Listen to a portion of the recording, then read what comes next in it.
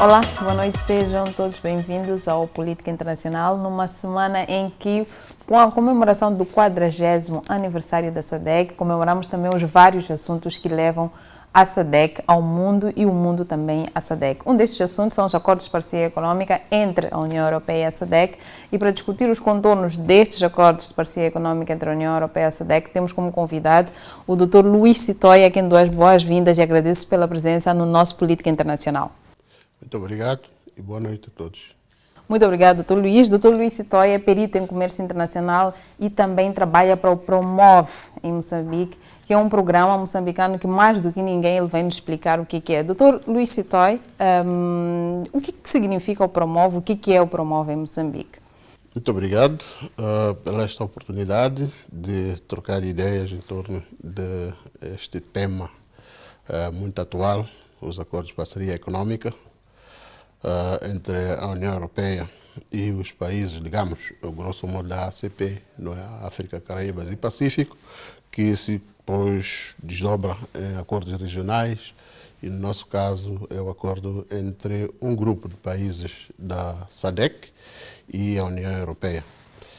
O Promove Comércio é um programa que nasce justamente no âmbito destes acordos. Portanto, sabemos que a abordagem da União Europeia na cooperação com os países do ACP foi evoluindo ao longo dos anos, não é? Viemos desde o tempo das convenções de Lomé, que eram concessões unilaterais, não é? Da União Europeia para os países das regiões África, Caraíbas e Pacífico, um pouco, digamos, que a continuidade de uma relação dos países, digamos, colonizadores dessas zonas com as suas colônias no contexto da integração regional da própria Europa. Não é? Há países na Europa que não tinham nada a ver com colônias, mas tinha que se encontrar um mecanismo que, havendo integração na Europa, a Europa continuasse a cooperar com os países dessas regiões, nomeadamente África, Caraíbas e Pacífico. Então, a base da negociação destes acordos, sabemos que é o Acordo de Cotonou, não é? Assinado, creio que em 2000, e que começou a ser implementado, e que diferia, de alguma maneira, daquilo que era a abordagem da cooperação entre os países da ACP e a União Europeia, ou na altura a Comunidade Econômica Europeia, mais tarde a Comunidade Europeia e hoje a União Europeia, que aborda a plenitude dos assuntos importantes para o desenvolvimento dos países, desde logo as questões de desenvolvimento social, desenvolvimento econômico, cultural, político e também os aspectos de desenvolvimento comercial. Sabe-se que nestes acordos há uma certa, enquanto que nas convenções de Lomé falávamos de concessões unilaterais da União Europeia, nestes acordos, os EPAs, portanto, há uma reciprocidade. Ou seja, nos primeiros acordos nós tínhamos um acesso privilegiado. Privilegiado e não tínhamos de dar nada em contrapartida, não é? Assim por dizer. Mas hoje somos chamados a dar algo em contrapartida, que é abrir o nosso mercado ao mesmo tempo que a União Europeia abre o seu. Com a diferença de que nós abrimos mais devagar do que a União Europeia abre o seu mercado. Agora, o Promove Comércio é um programa que foi concebido no âmbito destas negociações, justamente para apoiar os países a prepararem-se melhor para a implementação dos acordos de que estamos a falar, portanto, dos EPAs. O Promove Comércio tem 3 componentes, no nosso caso, não é? A componente 1, que é apoiar Moçambique a preparar-se para a implementação dos acordos de parceria econômica, não é? Os EPAs, mas também o acordo de facilitação do comércio que Moçambique ratificou no âmbito da Organização Mundial do Comércio, não é? A OMC. E também ajudar Moçambique a divulgar estes acordos junto dos atores principais, não é? Desde logo as empresas, a sociedade civil e a população moçambicana em geral. E ter-se uma primeira fase que vai abordar estes dois aspectos, mas também há uma fase mais larga, mais prolongada, que há de começar, creio, no próximo ano, se tudo correr bem, que vai continuar o trabalho agora de consórcio que agora está a implementar o Promove, não é? A continuar a apoiar o país de forma mais prolongada na criação de condições para a implementação efetiva dos EPAs. Há uma componente que também está agora em implementação, que visa capacitar o país no âmbito da qualidade, não é? Padrões de qualidade. Desde logo apoiar a instituição que cuida deste assunto, nomeadamente o Instituto Nacional de Normalização e Qualidade, o famoso INOC. Então, este é, de uma forma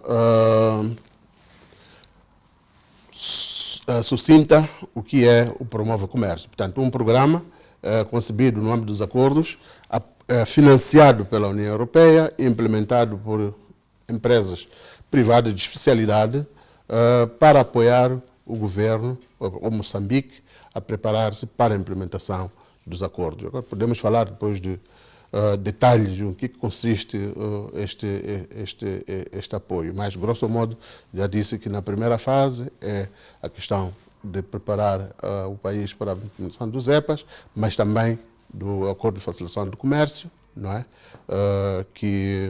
E também a apoiar as empresas moçambicanas e europeias, naturalmente, não é? Que estão a operar em Moçambique, não é? Para aproveitarem este acordo, porque este acordo foi assinado entre governos, mas está claro que a implementação não são os governos que o fazem. São as empresas. Uma das grandes discussões que estiveram à volta, por exemplo, da assinatura deste acordo, justamente é a novidade que o Dr. Luís trouxe sobre o acesso também aos mercados, ou seja, sobre agora esta dualidade dos dois acessos. E a minha questão é, haverá capacidade a médio, ou pelo menos a médio e longo prazo, de que Moçambique possa realmente aceder aos mercados europeus, ou que possa pôr muito mais produtos no mercado europeu, principalmente quando temos a questão da qualidade, porque o mercado europeu realmente está aberto aos produtos moçambicanos e também aos africanos no geral, mas tem muito as barreiras fitossanitárias, tem a questão da qualidade. Como é que isto se processa e como é que o programa está preparado para assistir as empresas moçambicanas neste... Este é um verdadeiro desafio, não é? Porque negociar acordos não é fácil, mas é capaz de ser a parte menos difícil em relação à utilização desses acordos, não é?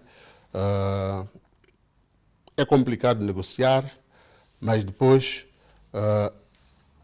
fica, mesmo depois de chegar a um acordo, o mercado está aberto, há que ter unhas para tocar a guitarra, não é? Que é ter a produção com qualidade e em quantidade suficiente para ela poder fluir para o mercado que se abre como resultado da negociação. E, de facto, este aqui é o grande problema que o país enfrenta. Nós vimos exportando, não é, para a União Europeia produtos, digamos, commodities, ou produtos de base, matérias-primas, não é? Não produtos processados, como o açúcar. Somos exportadores de açúcar para a União Europeia, somos exportadores de outros produtos como madeira, produtos pesqueiros, não é? para a União Europeia, e tínhamos este acesso de forma unilateral. Portanto, tudo dependia da vontade unilateral da União Europeia. Hoje, continuamos a exportar e queremos exportar mais, não é, como país, desde logo o alumínio, não é, que temos aqui a fábrica Mosal, que está a fazer uso deste acesso ao mercado europeu. Portanto, há alguma diversificação de produtos de base para alguma coisa mais industrial, mas este acordo abre para tudo que Moçambique possa produzir. E a questão é, Moçambique tem... Temos capacidade para produzir, não é? Então, um dos objetivos do Promove é garantir que o país tenha políticas corretas, não é? Ajudar o país a pôr políticas corretas que possam ajudar a atrair o investimento, não é? Europeu, mas não só, o investimento nacional, o investimento europeu, não é? Que possa produzir para que depois possamos usar, não é? Este instrumento, o Acordo de Parceria Económica, na vertente comercial, porque este Acordo de Parceria Económica tem também a vertente desenvolvimentista. Há pacotes que acompanham os Acordos de Parceria Económica para apoiar a criação dessa capacidade. Agora, estamos a falar de apoio. E apoio é apoio, não é? Para dizer que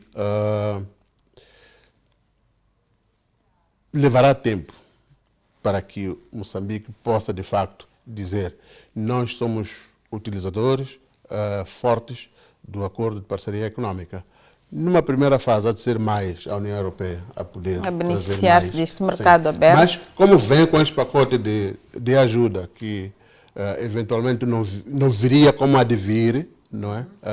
Para a criação de infraestruturas que possam apoiar a produção, não é? Desde logo as vias de acesso, criação de infraestruturas produtivas, como barragens na área da agricultura.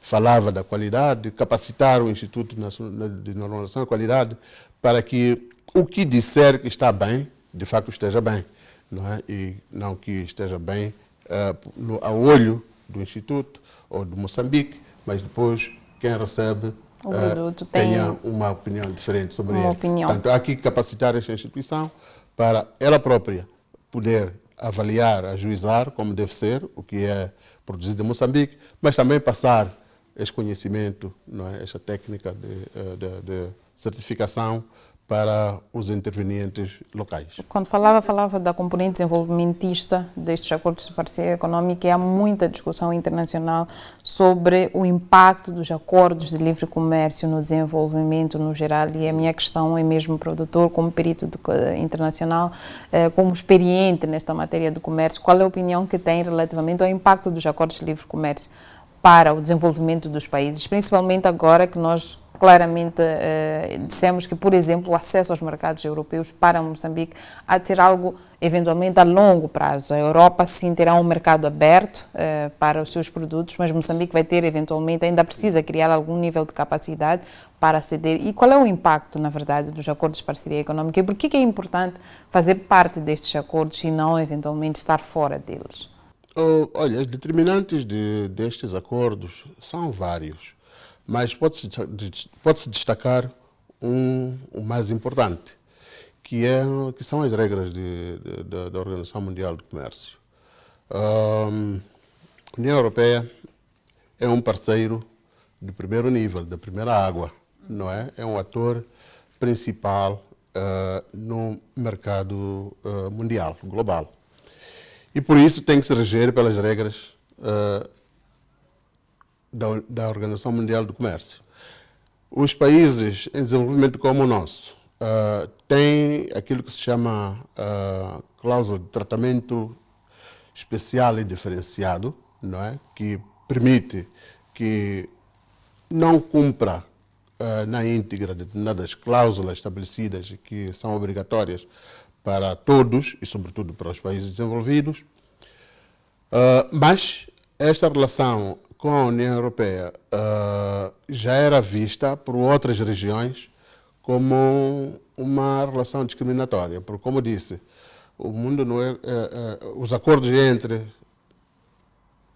as convenções de Lomé eram para ACPs, portanto, África, Caraíbas e Pacífico. Mas o mundo tem muitas outras zonas. E com países também nas mesmas condições que os países, este grupo de países.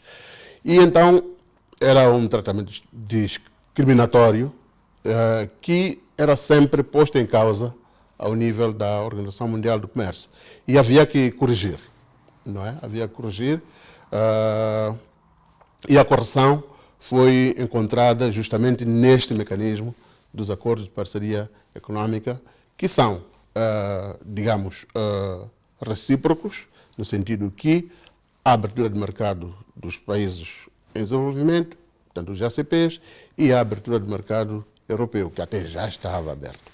E depois vem este pacote, não é, associado, não é, ao apoio ao desenvolvimento, ao diálogo político, às questões do meio ambiente, que estão tratados nestes acordos.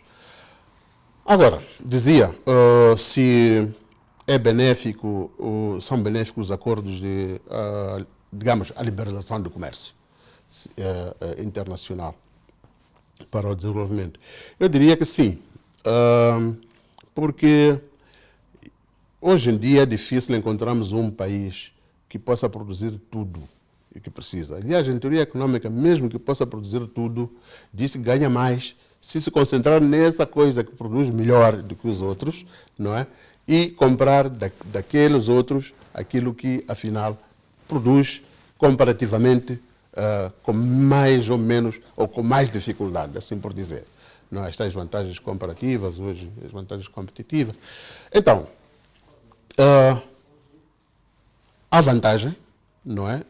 Teoricamente, mas estas vantagens também são associadas a riscos, não é? Negociar acordos comerciais, abrir o mercado fora de uma estratégia global, nacional, pode não ajudar, não é? Pode não ajudar. E o conhecimento da nossa fronteira, das possibilidades, digamos, produtivas e de competitividade também é importante, porque senão abrimos o mercado de qualquer maneira e acabamos tirando espaço, não é? A indústria nascente ou a alguma franja de produtores que teria alguma chance de crescer se lhes fosse dado algum espaço. Então, eu diria, é importante, sim, a liberalização do comércio internacional, negociar os acordos, mas é importante conhecer para que é que estamos a negociar tais acordos. E esta visão sobre a necessidade de conhecer tem a ver com a questão que nós vamos ver sobre a visão nacional sobre o desenvolvimento. Como é que nós fazemos este casamento entre a visão nacional do desenvolvimento e também o processo de criação ou da indústria nascente com esta assinatura dos acordos? Como é que nós fazemos a questão, quais são as proteções, o acordo já prevê algum nível de proteção, um nível de indústria, como é que isto é feito em Moçambique e como é que o promove, trabalha com estas questões de proteção de algum nível de indústrias que podem eventualmente crescer e evitar, ou criando condições para evitar que com esta liberalização do comércio esta indústria não desapareça totalmente do país? Proteger é uma boa palavra e muitos gostam. Eu também gosto de ser protegido.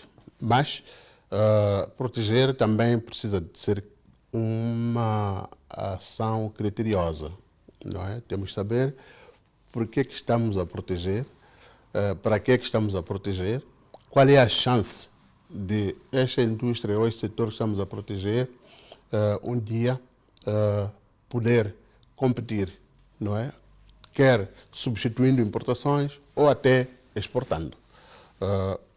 E se chegamos à conclusão que há condições para que essa indústria possa fazer isso, ou por alguma razão não podemos deixar que ela seja exposta à competição, porque é importante, será por razões de segurança nacional ou por razões culturais, então podemos fazer essa proteção. E a questão que eu vou lhe colocar é, em relação a Moçambique, existem essas indústrias claramente definidas como aquelas que devem ser protegidas e se não, como é que nós criamos este processo todo? Bom, eu não vou deter discutir digamos, as estratégias, né, do país. O país tem uma estratégia de industrialização, não é? Tem o famoso PEI,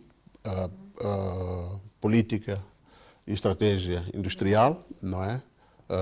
Que uma crítica que se pode lhe tirar é que, bom, fala de prioridades, mas quando pegamos, vemos que afinal tudo fica a prioridade, então isto não ajuda muito. Fica difícil definir o que realmente exatamente, é prioritário. Também e temos que também compreender que não é porque quem desenhou a política e estratégia industrial não quer escolher, não é, setores que deviam ir protegidos e outros que não deviam ir. É também a dificuldade que se tem de, olha, mas e por que este tem que ficar de fora? Não é, não é fácil.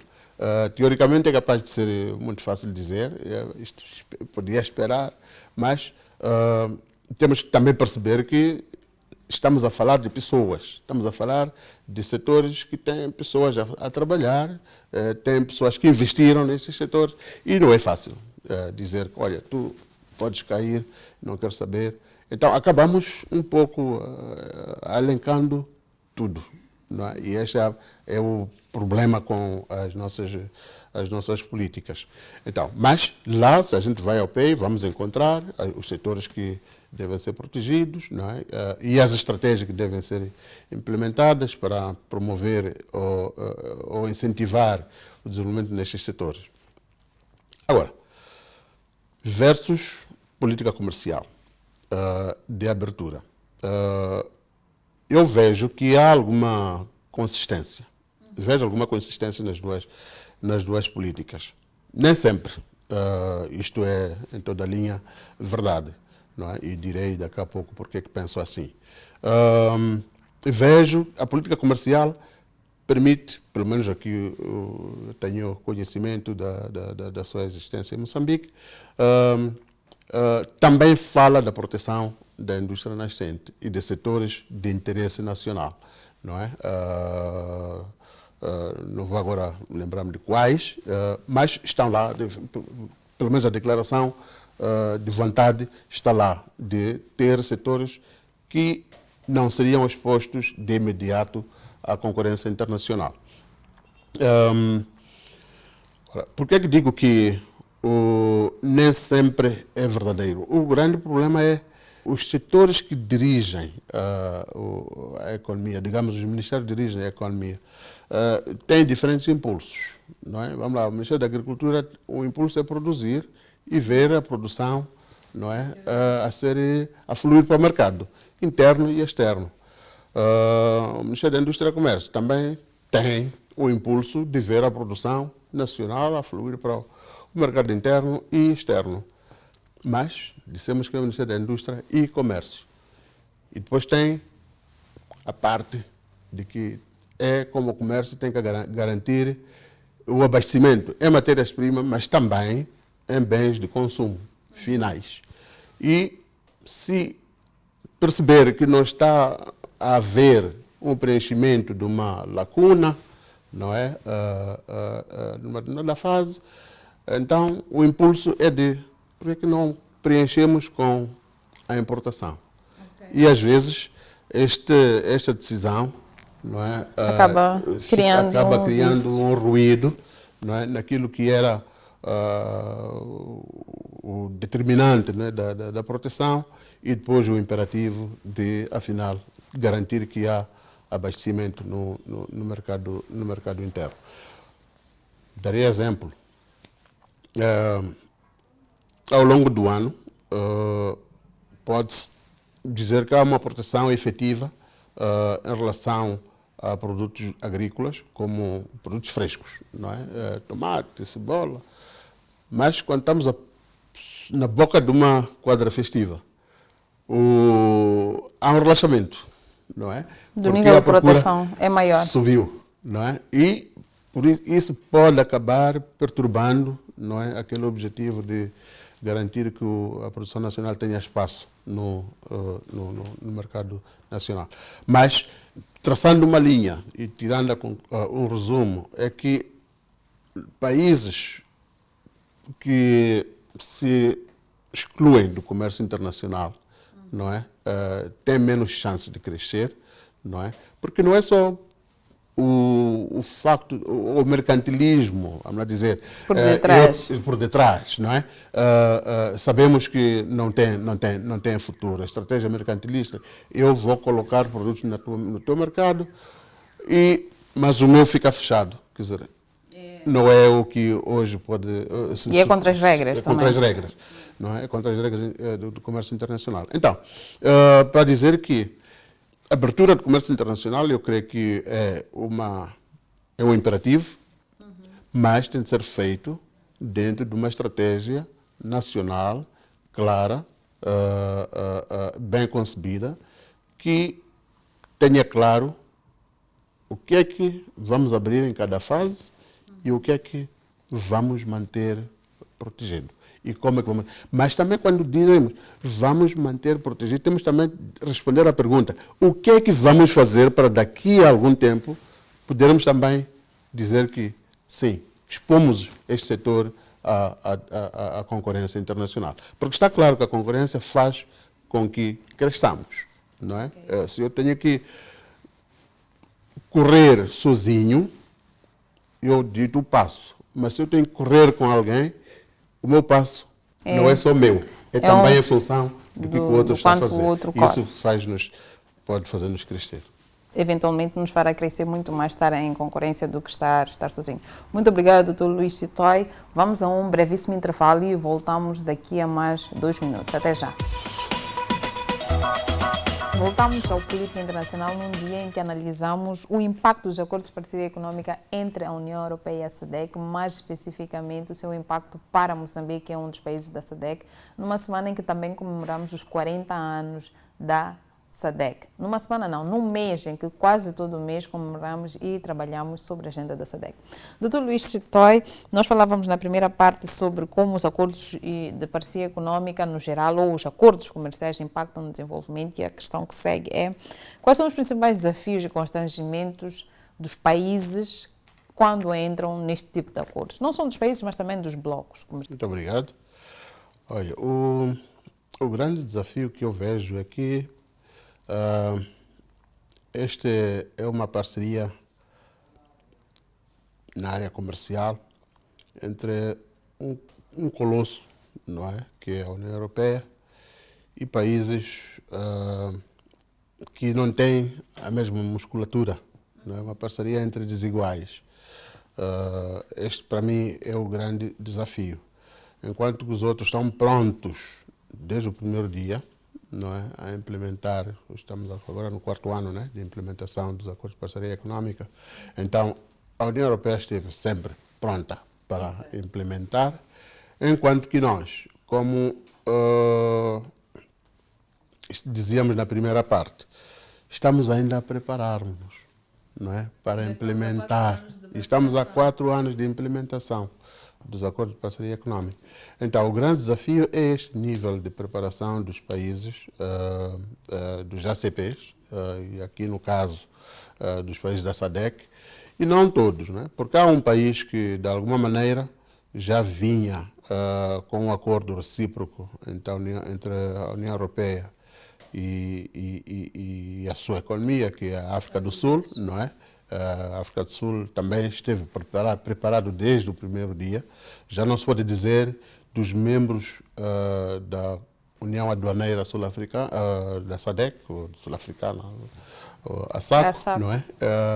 Que os outros membros que estão, como Moçambique, que também estão, apesar de estarem já a ser sujeitos ao acordo de cooperação e desenvolvimento entre a África do Sul e a União Europeia, mesmo assim, eles ainda estão na fase de preparação para a implementação. E esta preparação para a implementação não é só do lado da capacidade da produção, que levará ainda mais tempo, mas também a criação das estruturas, a organização estrutural, administrativa dos próprios países para administrar este acordo. Não é? Este acordo, uma das coisas que tem são as medidas de salvaguarda, não é? Se perceber que há alguma perturbação provocada pelas importações vindas da Europa, então os países podem tomar medidas para, de alguma maneira, aliviar o seu impacto, não é, nas suas economias. Mas isto requer que os países justifiquem e demonstrem, não é, esse nível de prejuízo que está sendo causado pelas importações. E fazer isto não é brincadeira. Exige capacidade, não é, e organização dos países para investigar, provar e argumentar para a implementação destas medidas de salvaguarda. Não vejo países como Moçambique poderem fazer isto no imediato. Não é? Precisamos de criar essa capacidade, desde trazer, não é, estes acordos para a nossa legislação, organizarmos estruturalmente para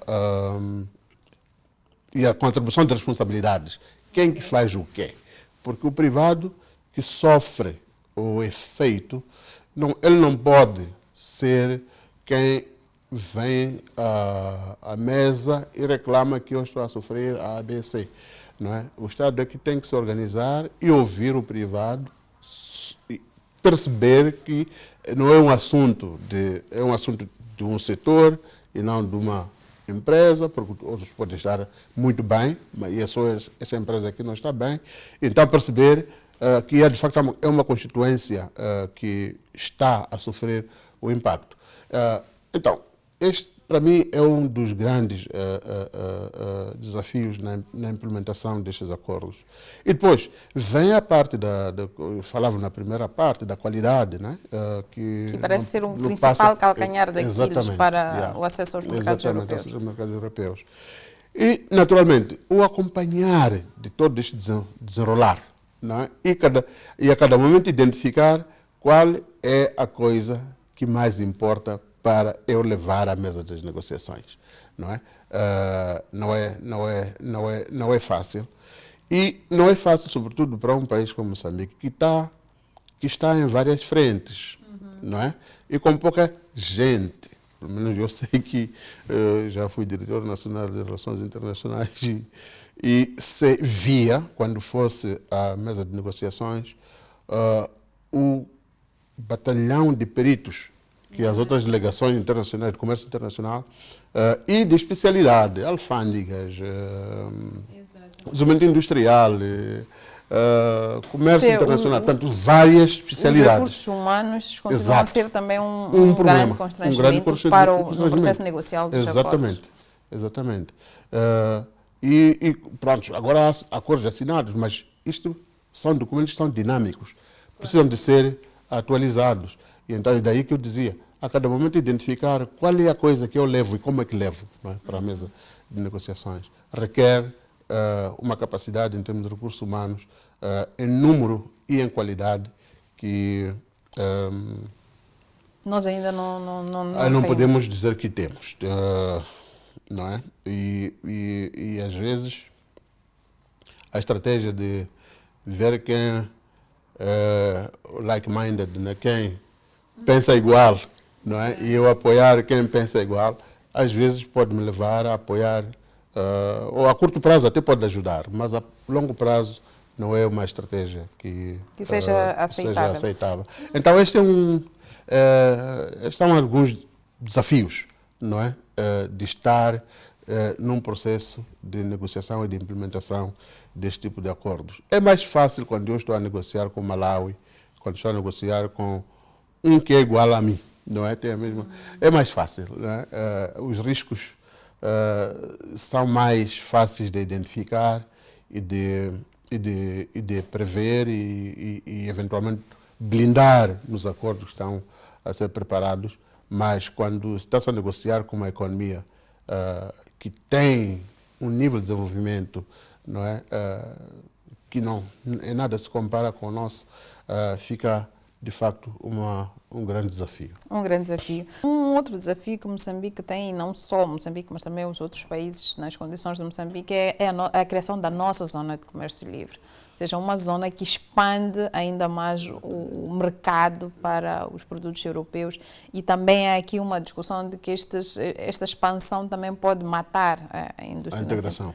A integração, a própria indústria nascente de quase todos os países. Qual é a opinião que o doutor tem relativamente a este processo de zona de comércio livre, principalmente do seu impacto real? Se falamos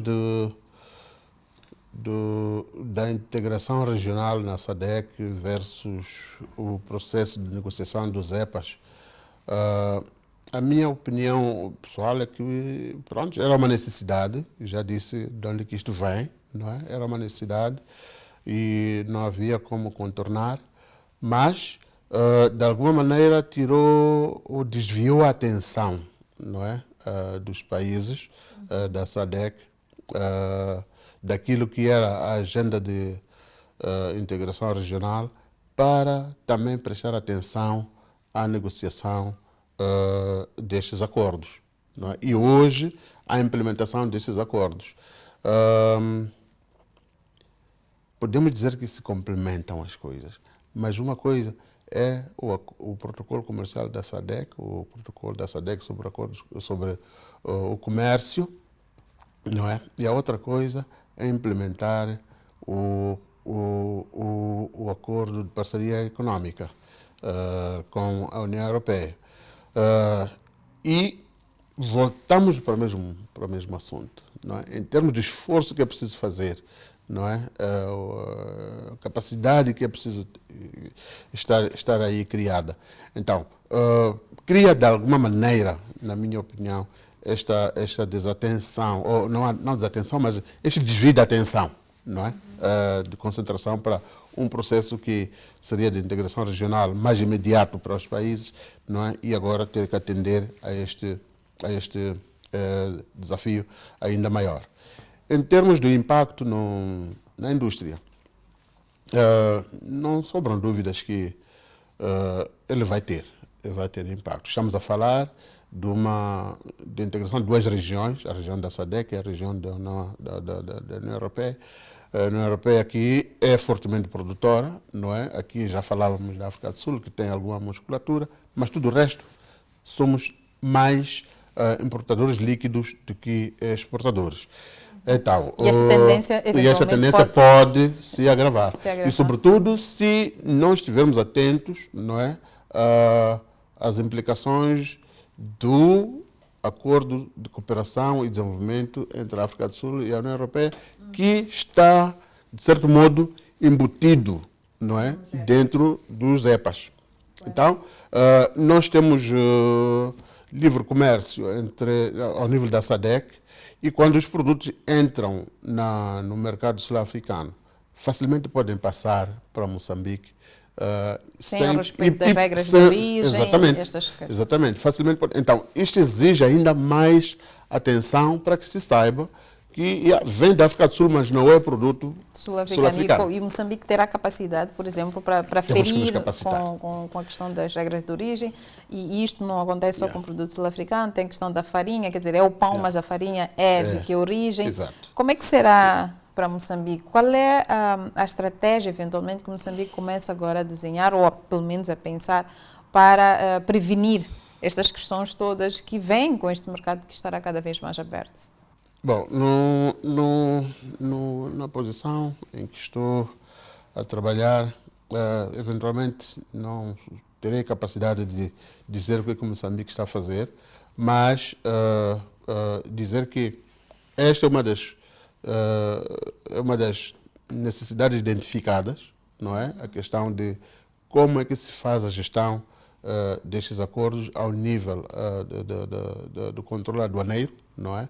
Capacitação das alfândegas, capacitação de tudo que é o nosso olheiro na fronteira, não é? Para que, de facto, a nossa indústria não venha sofrer os impactos negativos, não é? Que podem decorrer passagem de produtos europeus que se viessem direto para Moçambique, eventualmente ainda pagariam direitos, não é? Mas que, porque usam, não é, a fronteira sul-africana, rapidamente passam para cá. Aliás, já há relatos, não é, de casos em que carregamentos de produtos são detectados na fronteira, como Sendo sendo de de origem origem sul-africana, sul-africana, mas quando se abre, vê-se que é um produto Europa. europeu. Portanto, não vou mencionar países para não amanhã poder continuar a falar com todos. Então, já acontece. Então, isto requer um esforço de capacitação das nossas instituições, não é? Porque estamos a lidar, de facto, com um grande que, com um outro grande aqui da nossa região, já tem um acordo, foi acolhido neste nosso, e se não estamos atentos, a nossa indústria pode sofrer por esta via. De uma maneira geral, abre-se também alguma porta para que a nossa indústria, a produção nacional, possa também ter matérias-primas mais baratas e poder participar na industrialização. Porque se antes tinha uma determinada indústria, vamos dizer a indústria que usa produtos intermédios, importados, ou a indústria de tintas, ou a indústria de calçado, ou a indústria têxtil, não é? Que pode agora trazer produtos sem pagar direitos, processar e exportar. É, sim, um caminho que, bem aproveitado, é um caminho que pode ajudar a industrialização do país. É um caminho que pode valer. Relativamente à política comercial moçambicana, face aos acordos, este é como uma espécie de balanço. Nós temos uma política comercial e depois temos os acordos, e depois temos a zona de comércio livre, depois já a questão do nível de crescimento que se reflete na implementação destes acordos e também na política comercial moçambicana. Como é que se pensa e como é que se conjugam estes fatores todos em Moçambique quando nós falamos da implementação de acordos de parceria econômica? Bom, o que posso dizer é que o Promove, o programa que aqui represento,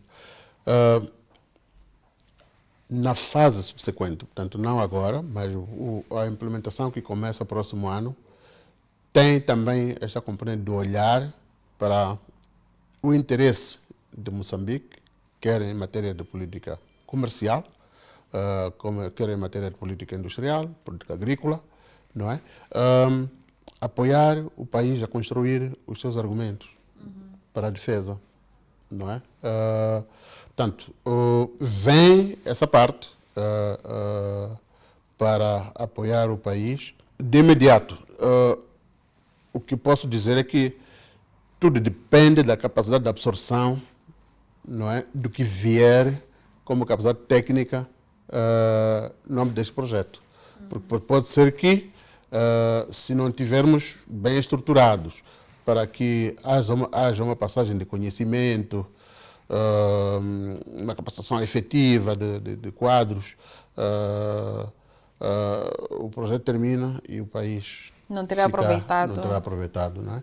E aqui uma das observações que eu pessoalmente tenho é a alta rotação de quadros nas instituições, que parece boa, dá-se oportunidade a muitos, mas também se perde, de certo modo, muito naquilo que é a memória institucional e esta capacidade de especialização de técnicos, não é? Das áreas. Portanto, meu ponto de vista era que nesta área pudéssemos começar, ou aproveitando deste projeto que vem aí, outros que de certeza estão a ser implementados, aproveitássemos de facto capacitar o quadro nacional, especializando, não é? Para que o país, se não pode hoje, amanhã possa, com evidência, não é?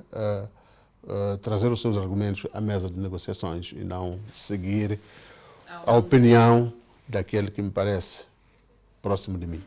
Muito obrigada, Dr. Luís Toy. Este foi o nosso Política Internacional num dia em que analisamos o impacto dos acordos de parceria econômica entre a União Europeia e a SADC, com particular ênfase para Moçambique, numa semana também, ou num mês também, onde comemoramos os 40 anos da SADC. Gostaríamos de aproveitar a oportunidade para agradecer à Universidade Joaquim Chissano, que nos cede o espaço onde gravamos o Política Internacional. Nos vemos daqui a mais 8 dias. Até lá.